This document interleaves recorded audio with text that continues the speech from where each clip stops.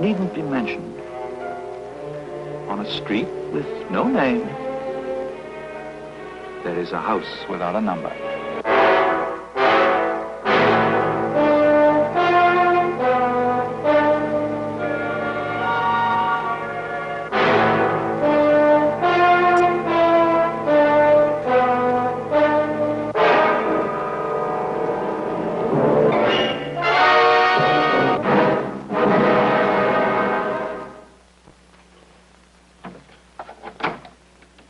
Welcome to the house of...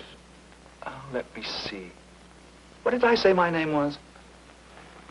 Well, no matter. The name is false, and the passport's forged. But then in my line of work, nothing is ever what it seems. I don't mean elaborate disguise. Only the amateur goes on a mission as if it were a masquerade party. False mustaches make excellent targets for firing squads. Take me, for instance.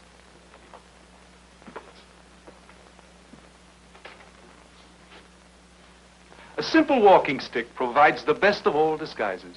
Respectability, solid, conservative, harmless. But, as I said, things are not always what they seem. As a matter of fact, the young American lady who last used this instrument was not exactly what she seemed to be either.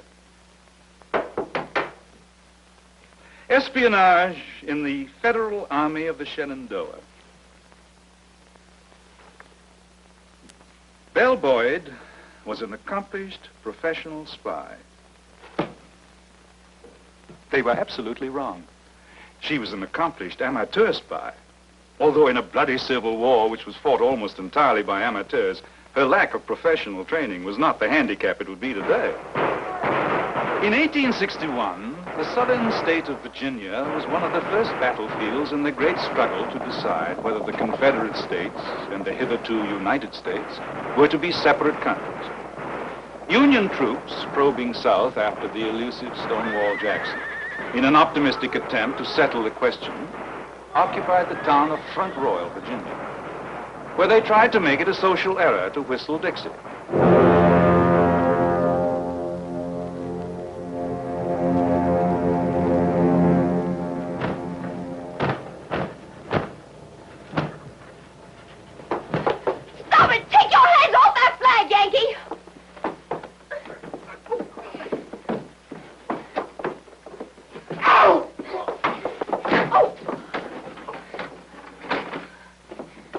She was a fiery slip of a girl named Belle Boyd. She had no attributes of a spy whatsoever, neither cleverness, nor ingenuity, nor contacts. She had only a passion for the Confederacy, and the fact that she was a woman on her side.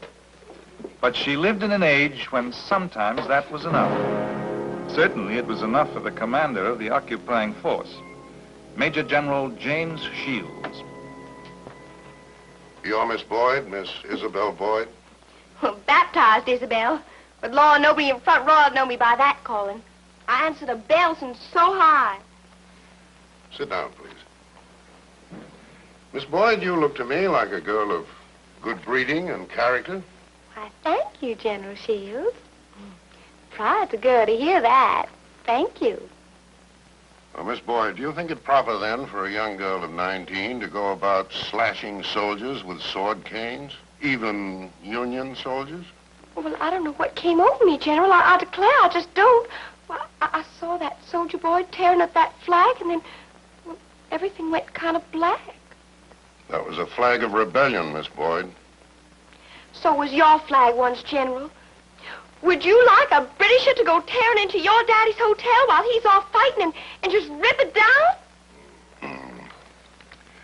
Miss Boyd, there are people here in Front Royal that say I ought to put you in the lockup.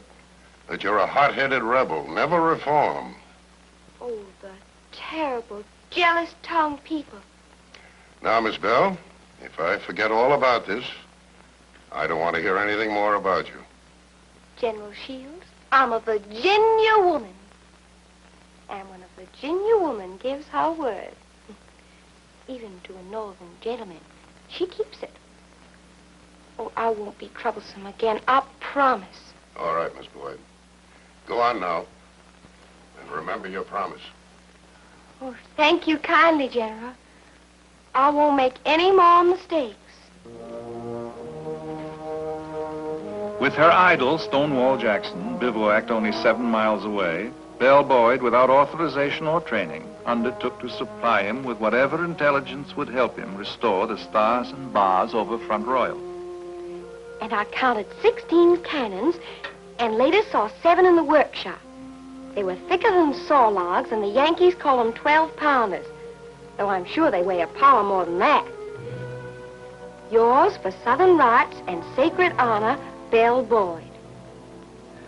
Incredible as it may seem, these naive and sometimes useful little notes were somehow actually delivered to General Jackson.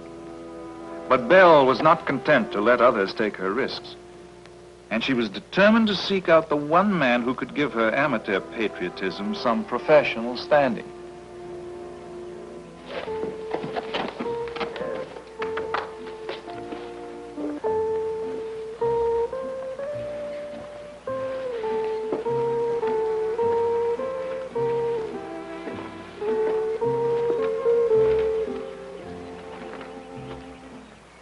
How do, ma'am? How do? It's all right. I know. What'd you say? I said it's all right. I know who you are. Ma'am, I don't know what you're talking about. You're Colonel Ashby, General Jackson's head scout. Ma'am? I saw you 4 years ago at a church fair here in Front Royal. I remember your face. You've mistook me for someone else. My name is Morris, Townsend Morris. I'm York State Loyal. Don't call me Sesesh. But you can trust me. Lady, please. I'm Belle Boyd. Oh, surely General Jackson has told you something about me. I've been sending him information. I don't know what you're talking about, but it sounds like serious business. Now, you just go on home, Miss Boyd. Colonel Ashby, please. Miss Boyd, what do you want? Just what do you want? I want to volunteer for spy work. What? You crazy girl coming around here saying a thing like that? But there was no other way to get to you. Oh, I want to help. I've been sending messages already. Yes, in plain English, and you signed your name. I'm sorry. I didn't know any other way to write. I'm sorry. Miss Boyd, you just don't volunteer for spy work right out of the blue. It's not like a charity ball committee. Well, teach me then. That's what I'm asking you. Teach me so that I can truly help. My name is not Ashby, and I don't know what you're talking about, and I'm busy. Now, go on home. I won't go home. I'll just stay here, just sitting looking at you until you decide you can trust me. That's just what I'll do, Colonel Ashby. I'll just stay here. Will you please quiet down? You'll get us both caught. All right. All right. Now, you listen to me. Colonel Turner Ashby was a hard-bitten professional agent, head of Jackson's scouts. He knew the risk of working with amateurs, but he couldn't stand up to an iron will, clothed in crinoline petticoats. So, at considerable risk to both of them, Belle continued to meet secretly with Ashby, and in a few short weeks of training, she became officially a Confederate spy. Because Union counterintelligence wouldn't suspect anyone who couldn't tell a 12-pounder cannon from a Bowie knife, Belle made an excellent courier, relaying messages from Ashby to various drops or relay stations in the Shenandoah Valley. Technically, she was still an amateur, but she had one talent that Ashby lacked. She was a woman. Why, Lieutenant Connie, I'll wager every girl in Fall River heard you say that. You flatter me, Miss Boyd. May I? You a sugar sweet escort me home, Lieutenant. Nice.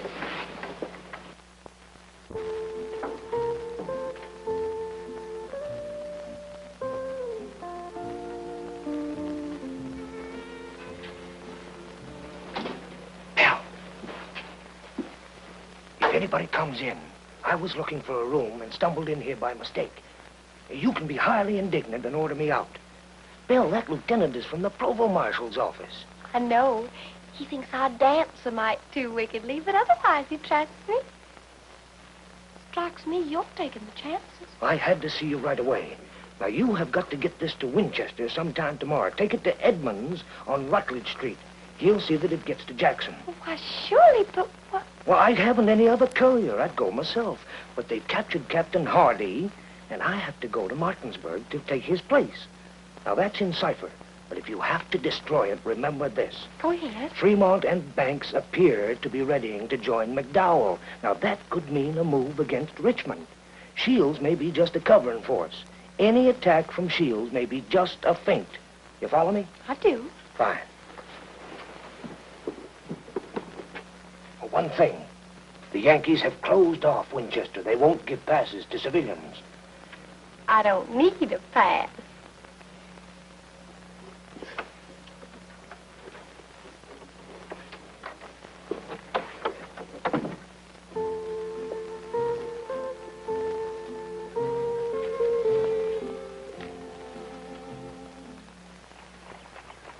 I declare, and there the poor girl was, her ankles showing just like this and everything.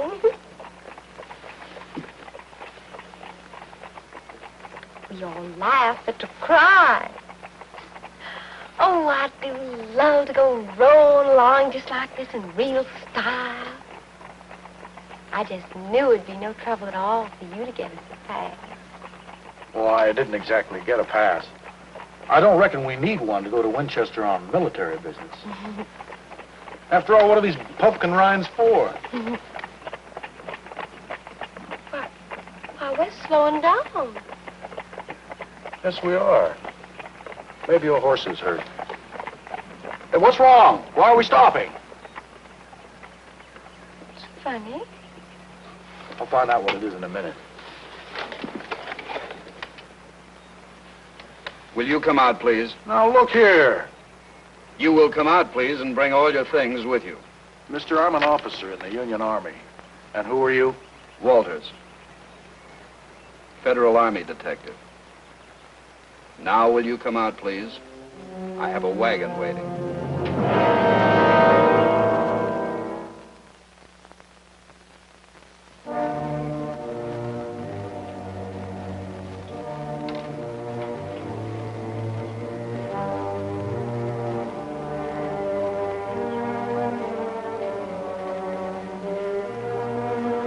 Come in here, please.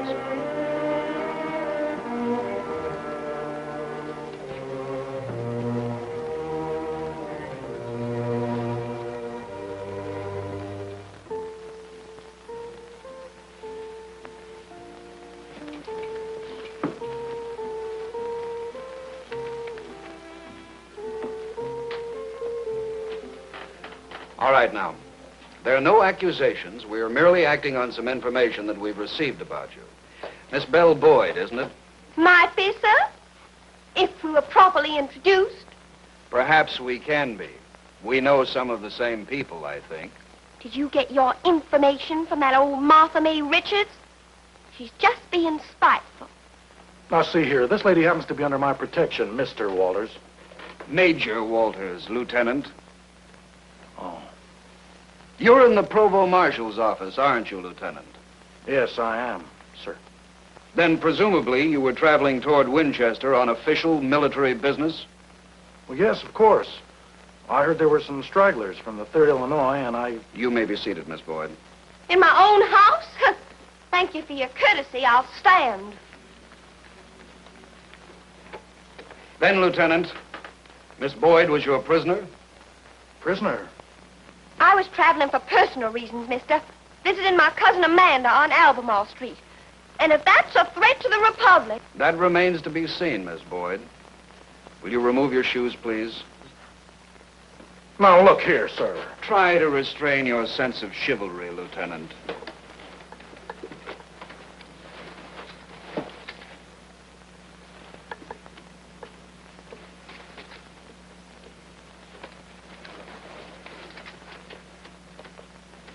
I've sent for the wife of Colonel Sterling.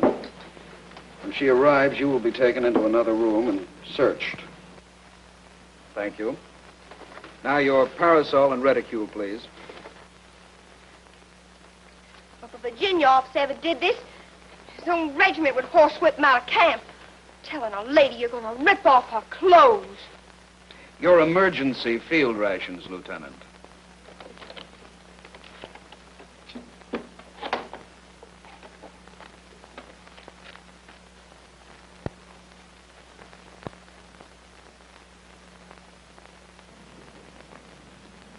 I presume you packed this basket, Miss Boyd.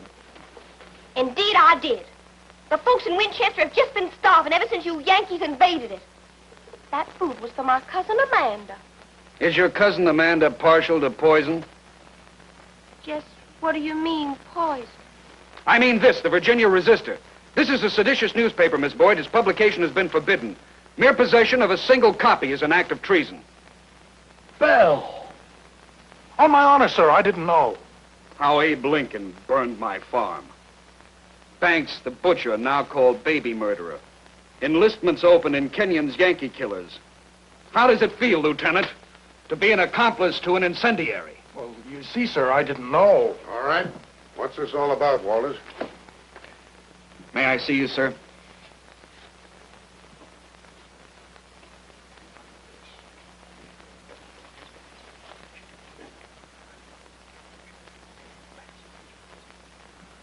Where did you get these newspapers, young lady? Boy I knew once came right up to me on the street and said, if you're going to Winchester, give these newspapers to a mutual friend. The only reason I agreed was because I once loved that boy very much. And what is this boy's name?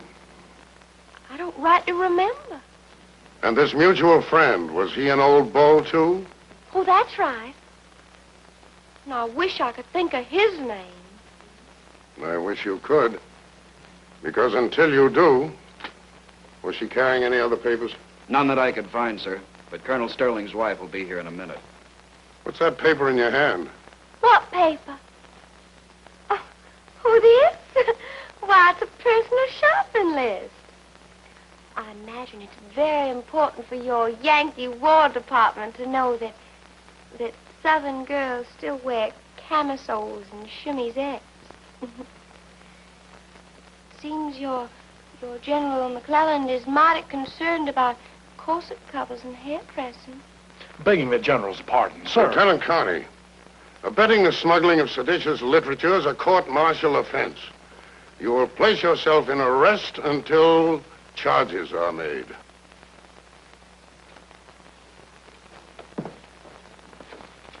What is it? Your pardon, General. This here just came on telegraph. It says urgent, General. Oh.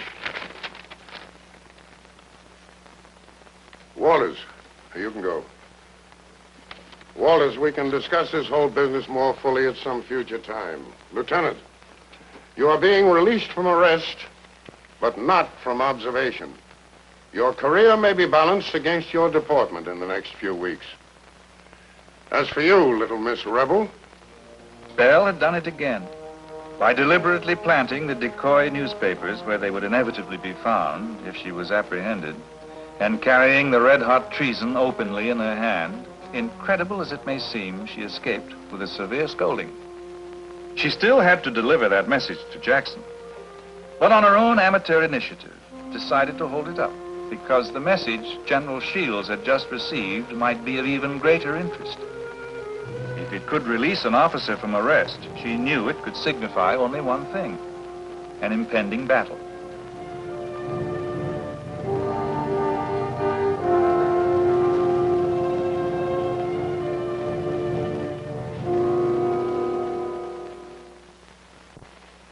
Where's the key to this door, Miss Belle? The dining room? Why, your big fat colonel took the keys to all our public rooms. So what he suspicions? Why? Well, just be sure, that's all. Shoulder straps are coming, and they want this place quiet. Staff meeting. Your people are supposed to leave my dining room free by evening. Now, while there's staff meeting, where do my guests get their supper meal? Now, you tell me that. Send them over to the Willoughby house. The food's better there anyhow. Well. Officers meeting in her dining room were Yankee enough arrogance to Belle. But when their shoulder straps bore as many stars as these, and the shoulders were attached to faces she recognized from the illustrated papers, she knew this was going to be something special. Where you going? Well, is that a gentlemanly thing to ask of a lady? I'm on duty here. It's my place to ask. Well, then it's my place to tell you that it's past my bedtime. I'm sure your Mr. Lincoln would have no objection to my retiring to my room.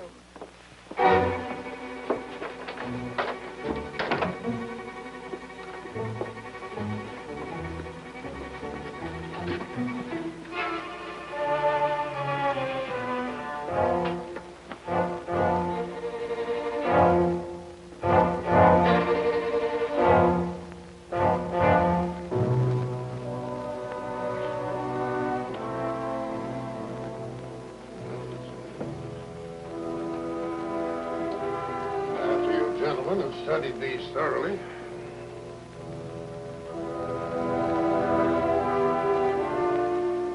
By the eternal, I think we have Jackson in a bottle, and there is the cork.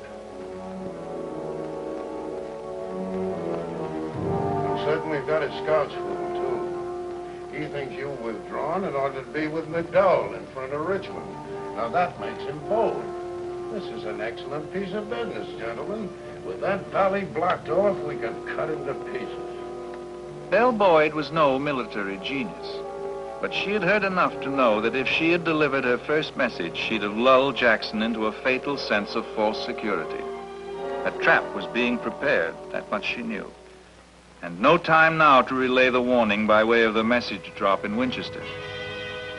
She would have to deliver the information herself, even if it meant taking the most dangerous path in espionage, through the enemy picket lines.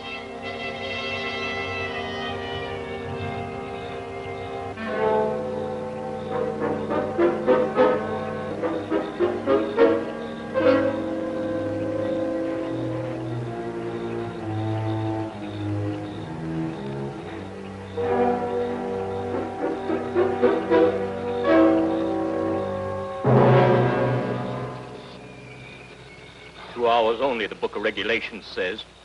We've been in these murdering woods with no relief since. Silence now. I heard something.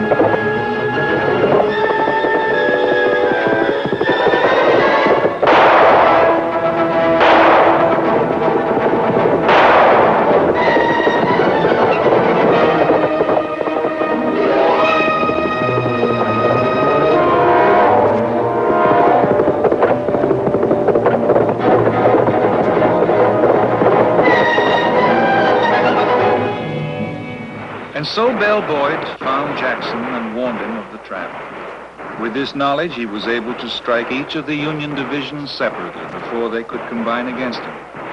Jackson's victories in May of 1862 so frightened the federal government that they pulled McDowell's corps back to defend their own capital, leaving McClellan without enough men to take Richmond, the capital of the Confederacy. And so the war, which might have ended then and there if the Union Army had been able to take Richmond, was prolonged for almost 2 years more. And all because of a girl with incredibly trim ankles. Which reminds me... Oh, yes, I'll see you next week.